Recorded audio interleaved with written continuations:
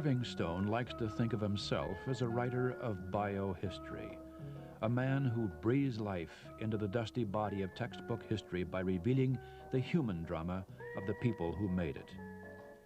40 years ago, his biography of Van Gogh, Lust for Life, set off a veritable explosion of Stone biographies that can only be described as one of the most enduring successes in American publishing. Most of his books have sold very well. Some have hit the bestseller lists and remained there for months, even years. But one, The Agony and the Ecstasy, his biography of Michelangelo, was a singular, if not spectacular, success. It sold over 6 million copies in the English version alone and continues to sell today, 13 years after its publication. Irving Stone's also written a score of plays, none of them very successful.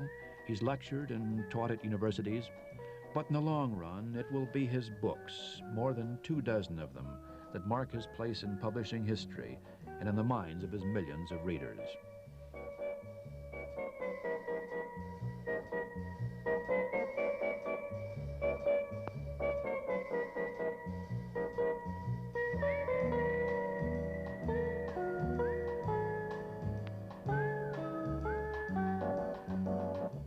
Mr. Stone, how does an author, dealing as you do with thoroughly researched documentation, know where to draw the line when you extend your story beyond the known facts and it goes into fiction?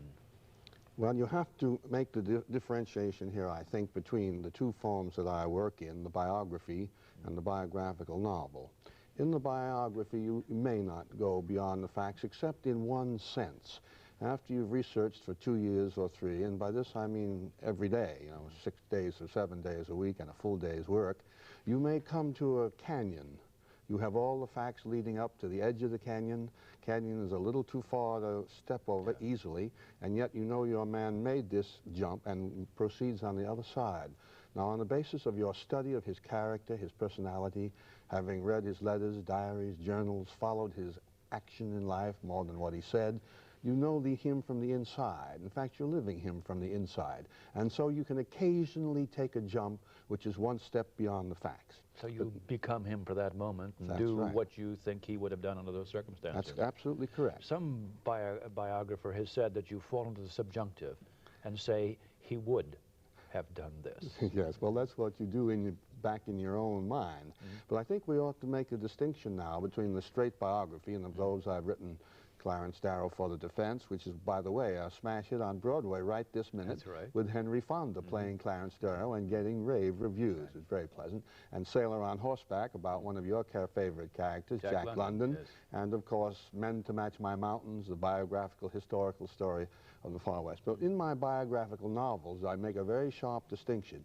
Here, I research so thoroughly, and I don't stop researching until I have gone out of my own skin and my own heart, my own mind, and I have become the other person, man or woman, so that I can think as he or she thinks and feels and acts. And the purpose of this is that when you read a biography, you see, there are 3 people involved, really. There is the author, and then there is the subject, and there is the reader, and they're kind of separated from each other, and you can very easily read this without any deep feeling. But in a biographical novel, you have to live this life. You have to suffer all of the emotions, all the frustrations, the defeats. So you've got to put a good deal of yourself in there as well. You have to put all of yourself in. That part which you keep out will be lacking in the book itself.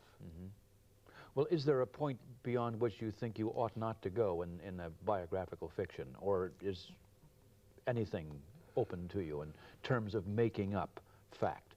Well, I think that it depends on what you know about your own honesty. And what you know about why you're writing this book. I write books because, first of all, I love to write, and have from the age of 9. But mostly I write books because I think that I want to tell great and deep human stories, stories which other people reading can learn something from, something about themselves. So the story becomes the very dominant factor then. That the story and the exposition of human nature and what people do to each other through lifetimes.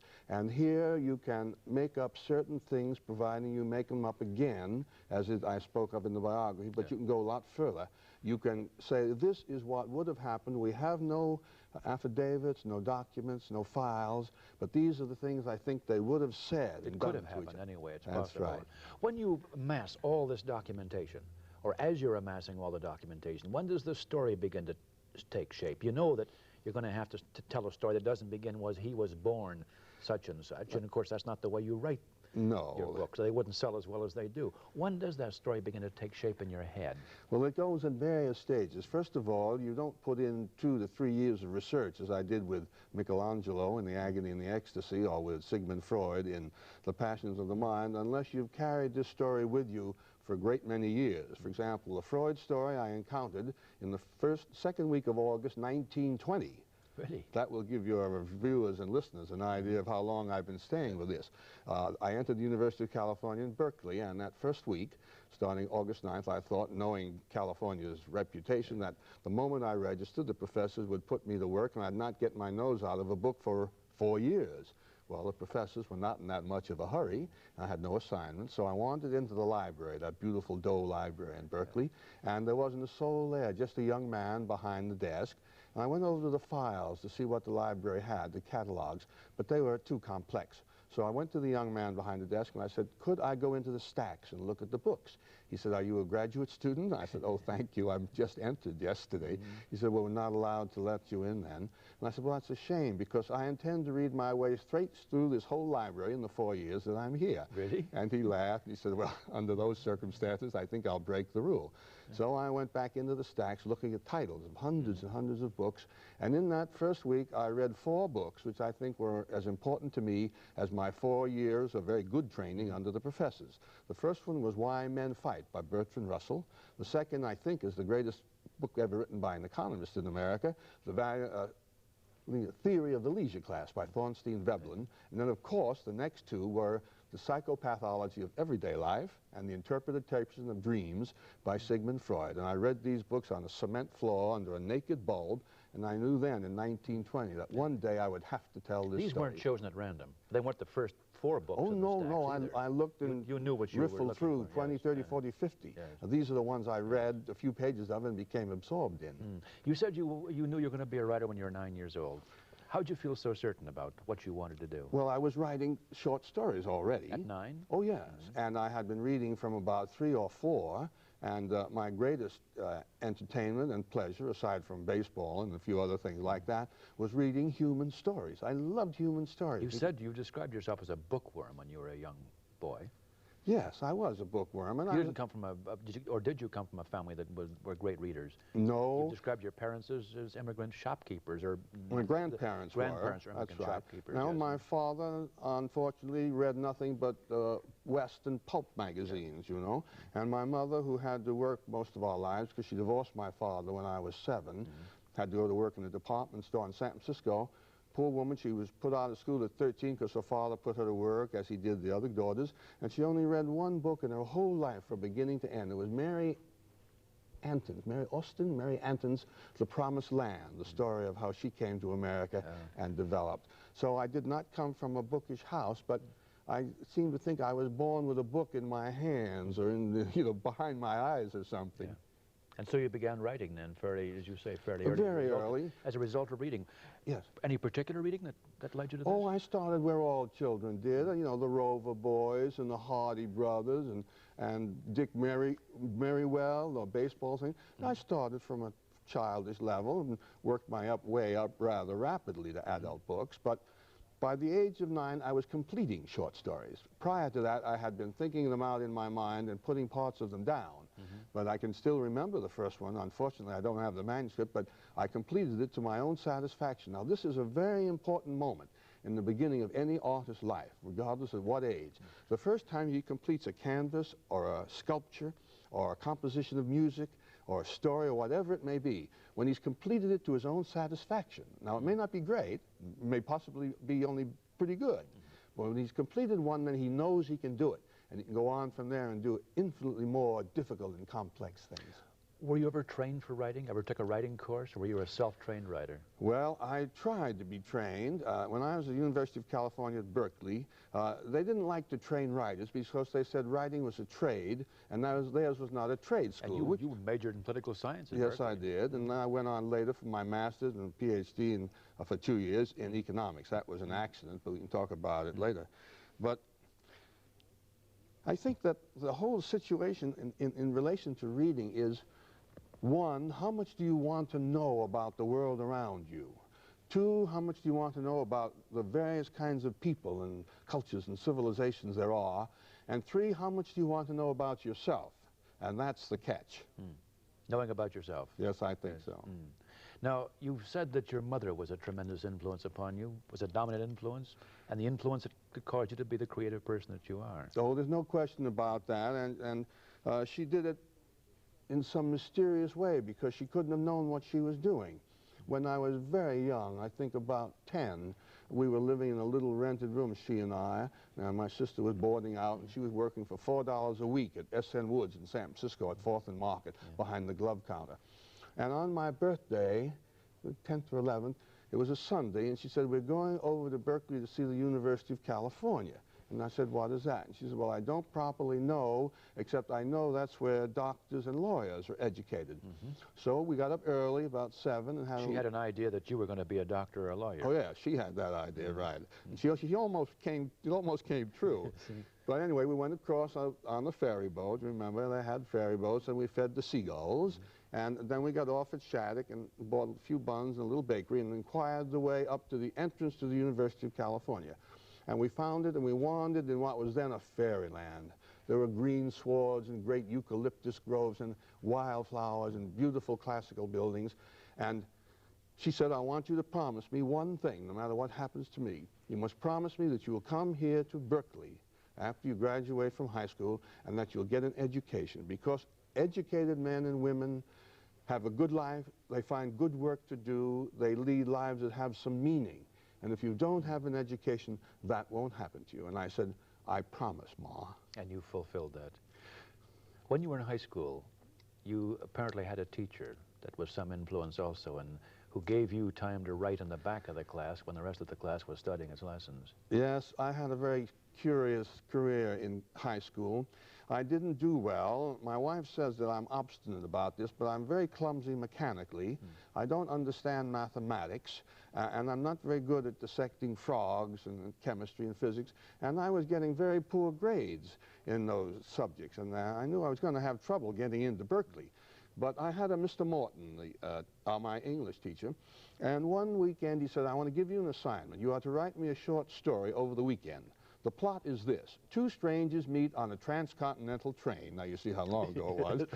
And they have quite a serious discussion, almost an argument. One believes in free will and the other one believes in predestiny. And that is your plot. Bring me back a short story. Well, I was ushering in the movie houses of San Francisco Saturdays and Sundays then to help support my mother. And I didn't have much time, but I did write my short story and enjoyed it thoroughly. Monday morning, Mr. Morton called 5 people up and said, read your short stories. And they did. And at the end of each reading, he would say, that is not a short story. That is not a short story.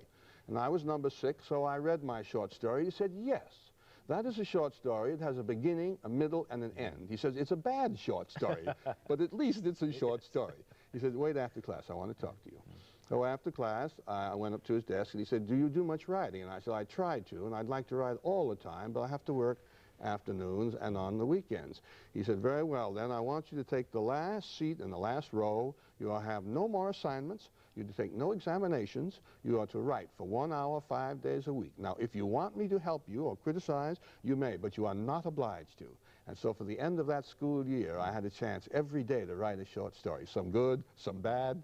But that kind of interest and encouragement must be a critical factor in the development of a writer. Oh, yes, because first of all, it gives you the time, and then you see that somebody has confidence in you. I remember the year before I had written a short story at the order of another teacher, and it was a kind of satire, a fun satire thing that I was experimenting with, and the teacher took it literally, and said, my, that really could not have happened, could it? We really can't believe that, can we? And I tried to explain that I was satirizing a situation. She would not accept it, but Mr. Morton did. And confidence is a great thing. Yeah. You, after you left college and taught, you went to Paris, lived there for, what, a year? Year and a half or so. Year and a half or more, to write plays. Yes, I thought I was a dramatist. It's one of the illusions of my life, and it was fostered by the fact that my last year at Berkeley, they ran a one-act prize play contest, and I had quite a few one-act plays that I'd written. They were like short stories, and I submitted one, and unfortunately the prize was a very large sum of money, and it turned my head. I won $25. And so I naturally assumed from that I was a dramatist. And I did go to Paris. I'd saved a few $100s. My mother died and left me a few $100s.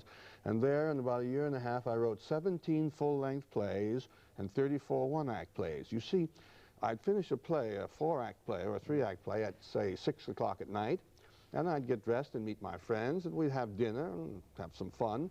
Next morning at 8 o'clock, I'd start a new play. Nobody ever told me you couldn't do that. The plays weren't so successful, though, were they? Oh, no, they weren't, and they weren't very good either. I don't have the dramatist talent. It taught me a great deal. My first play was produced at the Cherry Lane Theater down in Greenwich Village in New York. It was called The Dark Mirror, the ability of people to rationalize themselves out of the truth, you know. And it played for about 6 weeks, I think, really, because it only seated 40, it only had 40 seats in the theater.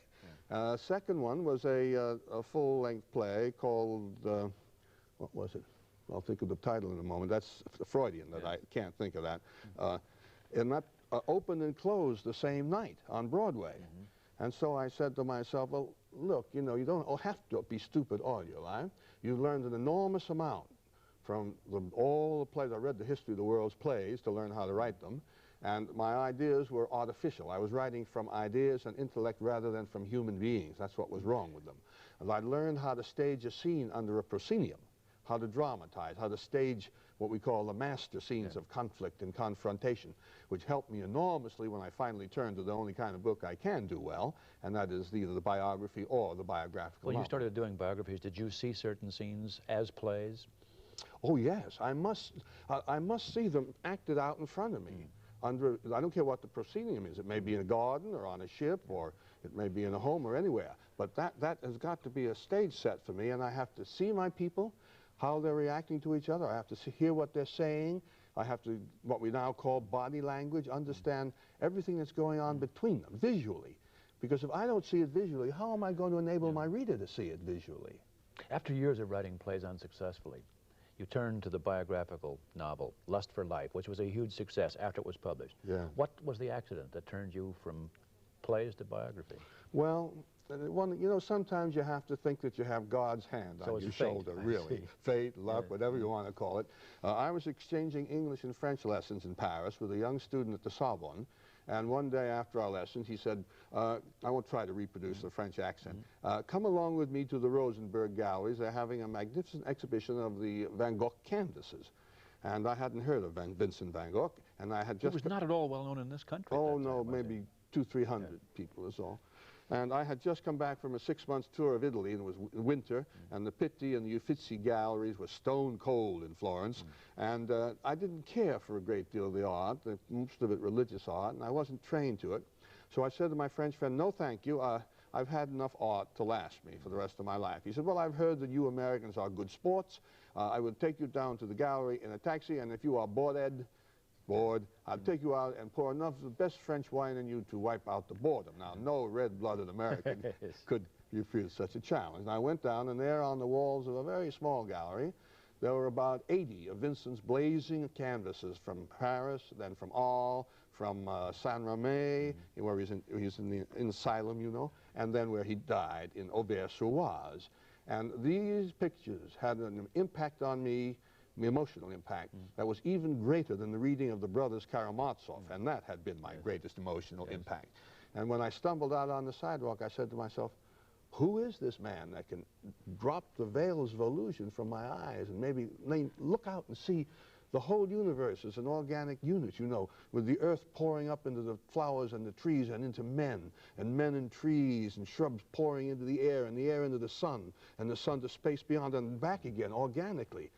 And I read what there was about it. There was one monograph in French and one in German, and there was a book in Dutch, but the author had never left his studio. So I said, this story has got to be written. And it was written?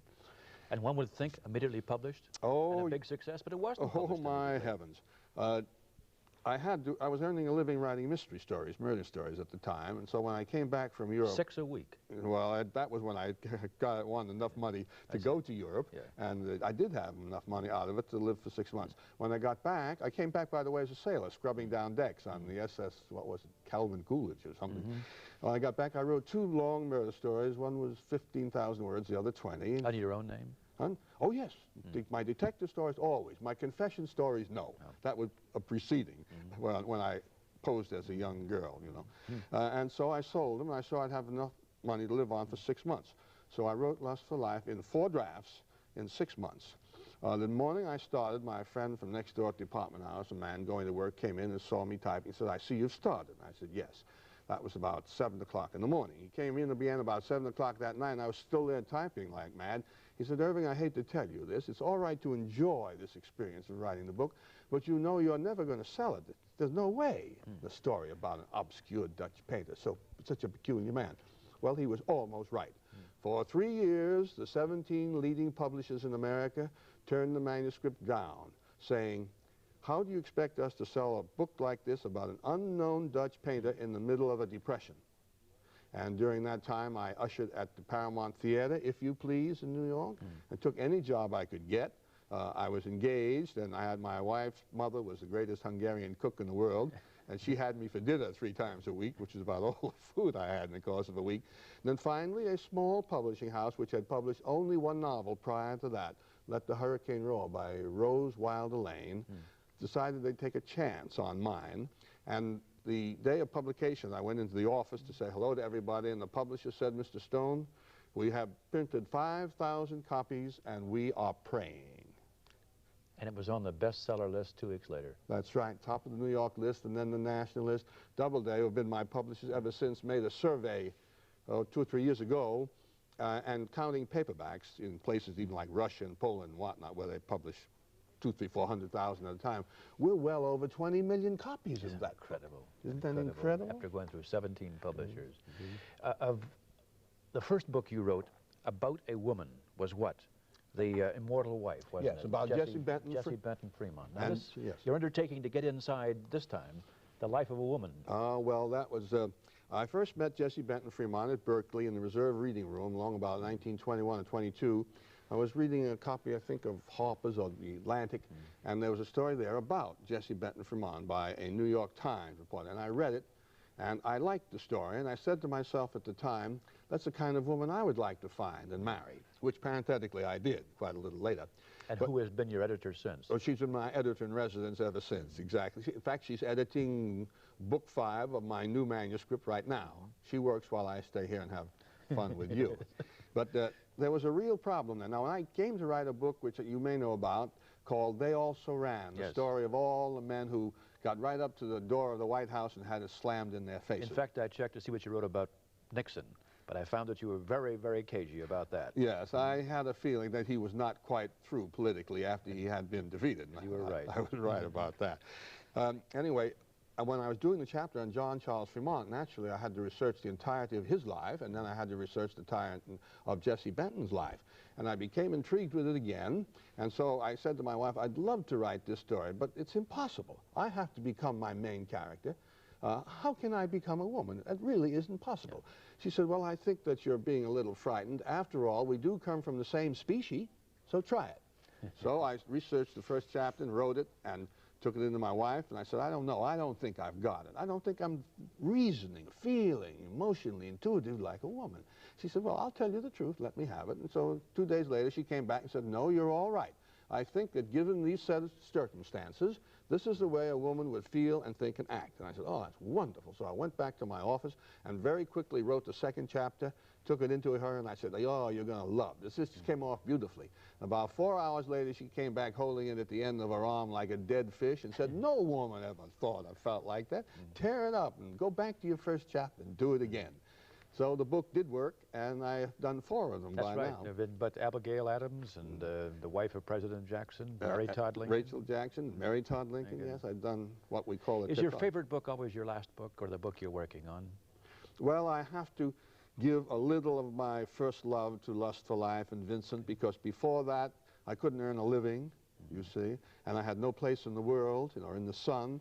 And the day that Lust for Life was published, the New York Times, the New York Herald Tribune, and 7 other papers gave it big write-ups, and I had a place in the world. Now, I knew I had a profession and an art, which I could work at all of my life, which I have. That's, you see, Lust for Life will be 40 years old in this September. It's incredible. Not even the Agony and the Ecstasy, which was such a huge success, topped the feelings about Lust for Life then. Not quite, although my love for Italy is just tremendous, and of course for the high Renaissance and everything that Michelangelo accomplished, they come close. You've viewed history through the lives of the people you've written about. You've researched these lives. What have you learned about human beings and about yourself? More importantly, what have you learned about yourself? Well, I've learned, first of all, that, again, God-given, I suppose, or from a great-grandfather, that I have the ability of self-discipline. I know that I'm going to my desk every morning at 8:30 or 9, and I'm going to stay there all day. I'm going to have a swim or a walk in the hills and a bite of lunch, but I'm going back to work. Now, if I cannot write, and that happens sometimes, then I'll read or research, and if I cannot look at the books, I'll go out and pull weeds for an hour until my mind clears, and I go back, and I know that I like to work, and I know that I like to write. Secondly, I don't think I'd have been very good as a failure in life. And this is as a what, a failure? As a failure. I think I would have been a very poor human being as a failure. I think I've learned about myself that I'm a fairly decent human being as a success. I work in dozens of our community and world causes. I support a great many wonderful people. I teach people how to ride. And I find that I like life because I've been able to work it on my own profession, and that I've been good and successful at it. Is there another book in the works? Oh, yes. Is there always another book in the works? Yes, there always is. And I have 2 or 3, in fact, beyond this one already plotted. It's about the beginnings of modern archaeology, about a beautiful young girl of 17, Greek girl, who is married by, and I use the phrase advisedly, a man of 47 who wants to use her, enable him to discover Troy and to discover the royal tombs at Mycenae. And they marry, and they carry out this magnificent love, adventure, science story, and they're the first ones to go out with a pick and a shovel and a wheelbarrow. Prior to that, the archaeologists were philologists. They studied language. They sat in their big chairs in libraries, and they wrote. These two went out with picks and shovels and wheelbarrows and dug through miles of earth and uncovered long-lost cities and long-lost royal tombs. And I suspect millions of readers will be waiting for that. Thank you very much.